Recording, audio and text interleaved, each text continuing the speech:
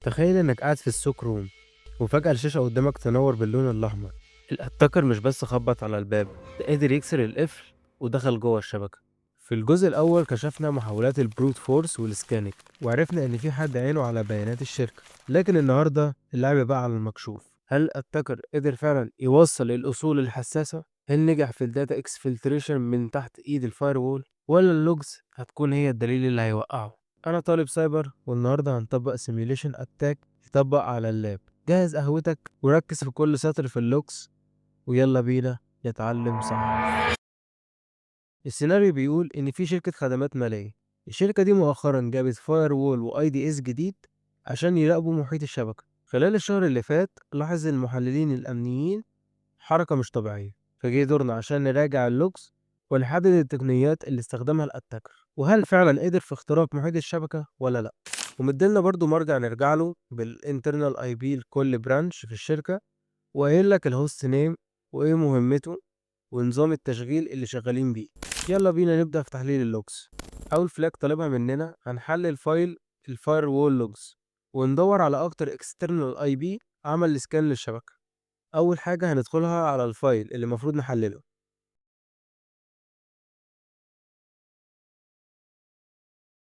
وبعد ما خلاص ما بقينا في المسار اللي فيه الفايل، المفروض عشان نطلع الاي بي المشبوه ده ومن غير ما ندور في آلاف السطور اللي في الفايل، فهنستخدم أداة في لينكس اسمها جريب عشان تفلتر كلمة معينة في الملف بدل ما ندور في الملف كله. والكلمة اللي عايزين نفلترها هي بلوك، لأن الأتاكر بيسكان على آلاف البورتات في وقت واحد، فأكيد الفاير وول هيرفض أغلبها. بعد ما الفايل فتح لقينا الاي بي ده اكتر اي بي واخد بلوك، فاكيد هو الاي بي المطلوب.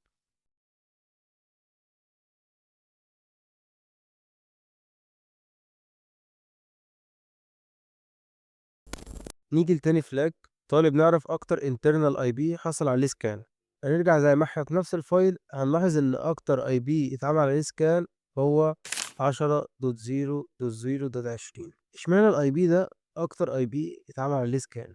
لان ده الفاينانس سيرفر وبيستخدم بروتوكول اس ام بي، والبروتوكول ده مشهور جدا بالثغرات اللي فيه لو مش متحدث. تاني سبب الاوبريتنج سيستم بتاع السيرفر. الاتاكرز بيحبوا يستهدفوا الويندوز سيرفرز في الشبكات الداخليه لانها غالبا بتكون مرتبطه بالاكتيف دايركتوري، ولو الاتاكر قدر يسيطر على سيرفر ويندوز مالي فغالبا هيقدر يوصل لحسابات الادمنز اللي ليهم صلاحيات واسعه جدا في الشبكه.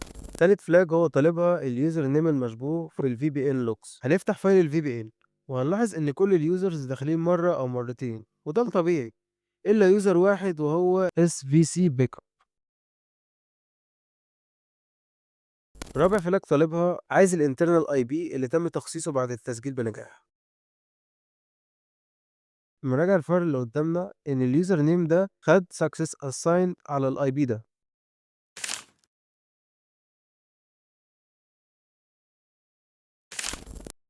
خامس فلاج عايز يعرف البورت المفتوح للاس ام بي.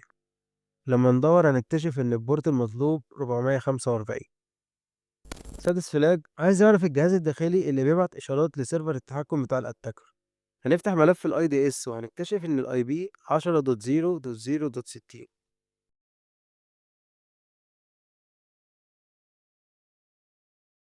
سبب فلاج عايز يعرف الاي بي المرتبط بالتحكم والسيطرة او الكوماند اند كنترول. هنبص في نفس الفايل زي ما احنا هنلاقي انه 198.5.1.100.77.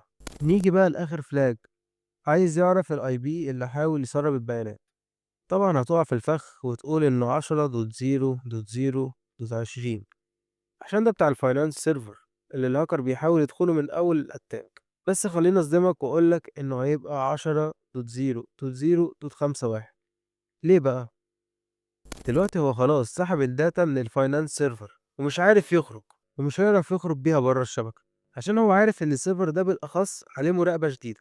فهو فعلا عمل lateral movement وحاول يدخل على بورت 445 في الفاينانس سيرفر عشان يشتغلك ويخليك تراقب السيرفر ده وتنسى الباقي. فهو انت مشغول وبتراقب الفاينانس، هو بعت الداتا الاي بي 10.0.0.51 اللي هو الويب اب زي ما مكتوب في المرجع اللي اداهولنا كبوابة خروج، لأن الويب سيرفرز طبيعي إنها تبعت داتا كتير لبره للمستخدمين، فسهل جدا يخبي سرقة البيانات وسط الزحمة دي من غير ما الفاير وول يشك. وبكده نكون فكينا خيوط الأتاك ده بالكامل، وعرفنا إن الهاكر مهما حاول يستخبى أو يستخدم أساليب تمويه زي اللي شفناها مع الويب سيرفر، فاللوجز دايما عندها الحقيقة الكاملة. أتمنى تكونوا استفدتوا من رحلة النهاردة في تحليل الشبكات.